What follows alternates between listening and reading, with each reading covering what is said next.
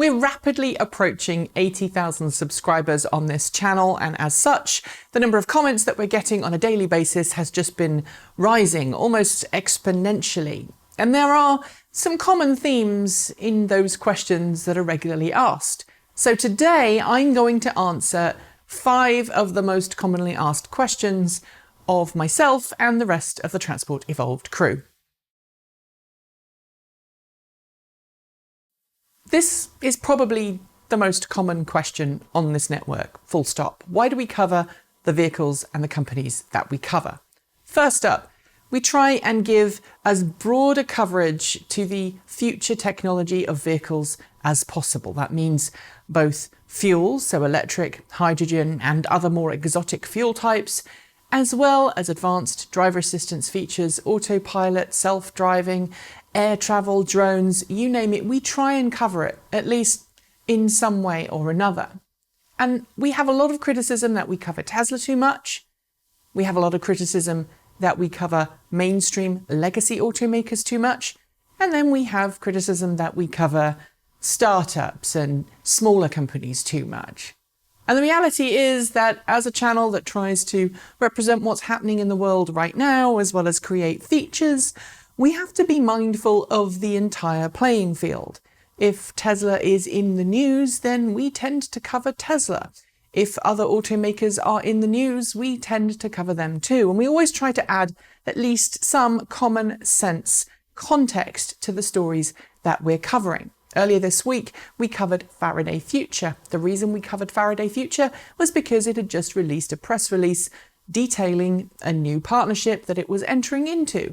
And the video that we produced as a consequence of that focused on Faraday Future's past and some thoughts about what we had regarding the company's future.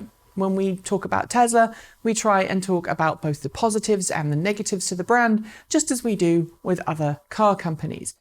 And when we cover legacy automakers that are announcing new products, we don't cover them and then say that they're not going to ever make it to production, because that's not our job. It's our job to report the news and to give you context on it.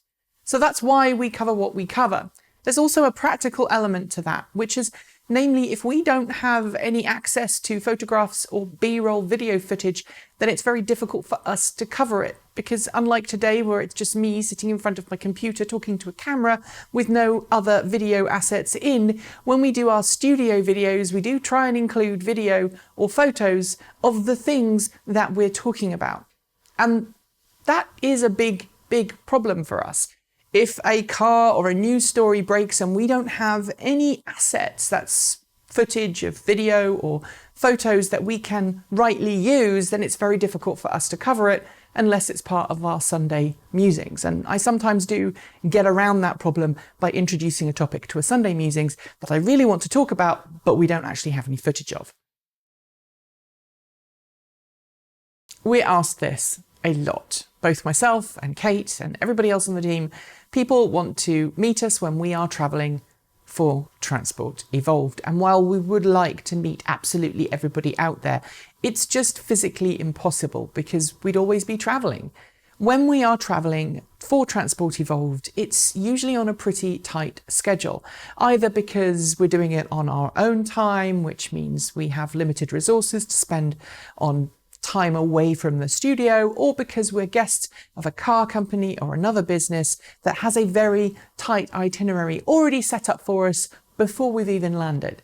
That's going to be the case for me when I'm in India. I'm leaving on Sunday this week. I'm landing in India Tuesday morning, very early Tuesday morning, and then my time is pretty much spoken for from the time I wake up on Wednesday morning all the way through until the time that I check back in at the airport on Friday to fly back to the US. And while I would love to stop and spend some extra time there, it's just not practical, especially when someone else is buying the ticket. When it comes to us being at events, however, we love meeting people. When you're in the same place that we're at, we love stopping and talking. We can't always do it. We had someone the other year get very upset because I blanked them as I was walking past, and the reality was that I didn't remember them, because when I am at an event, I see so many different people and so many different faces that sometimes it's really difficult to remember who is who. While we'd love to publish our schedule online so you knew exactly what we were doing and when we were doing it, sometimes we can't do that because we're either under embargo or we're on a really tight schedule or we're doing it for our own safety. I haven't had this happen, but former Transport Evolved team members have actually had people turn up on their doorstep before, which is kind of freaky. And it's one of the reasons why when I move house later this year, I'm going to be really careful about showing where I live because I need some personal space, and the same is true for the rest of the team. So we will talk about where we're going to be. For example, we're going to be in India later this year. We're also going to be in the UK for Fully Charged Live, and if you want to come and see us, come to Fully Charged Live and talk to us there. But we're not necessarily going to disclose which hotel we're going to be at or what airline we're flying. When we make editorial evaluations about what we're going to cover on the channel, we have to try and guess what is going to be important and interesting for our readers and our viewers. And sometimes we get it right, sometimes we get it wrong. Sometimes we come up with a really cracking video that we really enjoyed making, only to have you guys tell us that it was a pile of poop. Other times we make a video that we're not so hot on, that becomes an instant overnight success.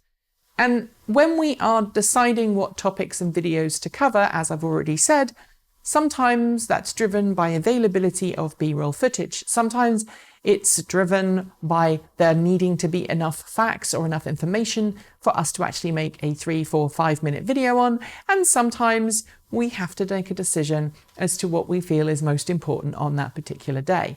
And as I say, sometimes you get it right, sometimes you get it wrong.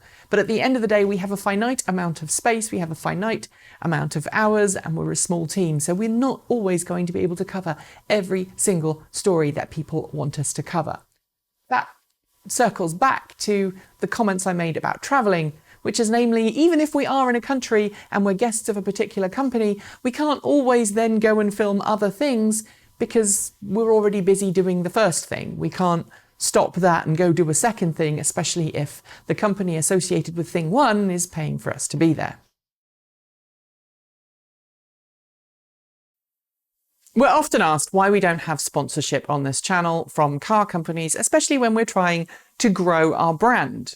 Making high quality videos costs a lot of money, takes a lot of time, requires a lot of equipment, and we are growing as fast as we possibly can. Now, if we took a sponsorship from a major automaker, we could probably expand a little faster, but we're not going to because we feel that that would be a conflict of interest. We don't feel it's possible for us to advertise mainstream car brands through our channel and then cover those same brands with impartiality. Yes, you will sometimes see in pre-roll ads on YouTube car companies advertising in our videos, but that does not equal a direct endorsement from ourselves. That is rather YouTube selling the ad space at the beginning or the end of our videos and other companies coming in and bidding for it.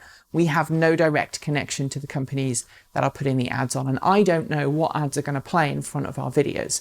That is very different to us taking a sponsorship directly from a car company and advertising it with me personally endorsing it. I'm not prepared to do that because I feel it would affect our impartiality on the channel, and I think it would upset a lot of you guys.